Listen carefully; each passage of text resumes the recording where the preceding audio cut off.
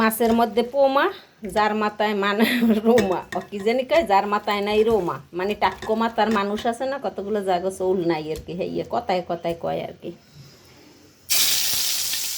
ও বাবা, আচ্ছা পোমা মাছের মধ্যে আপুরা কি তরকারি দেওয়া যায়, কি দিলে ভালো লাগে কমেন্টে জানাইয়ে যাই আপুরা।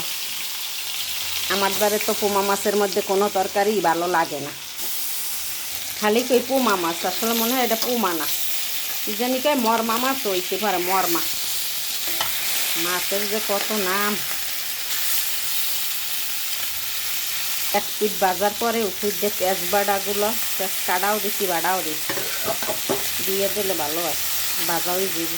তো মাছ ভাজা হয়ে গেছে, শীতের সময় ধনিয়া পাতা না দিলেই বোঝায় যেন স্বাদটা পরিপূর্ণ হয় না, তাই ধনিয়া পাতাও দিয়ে দিলাম, কিন্তু টমেটো দিলে আরও মজা লাগবে, জামাই পছন্দ করে না, এর জন্য টমেটোর সালাদ খাইতে বেশি ভালো লাগে।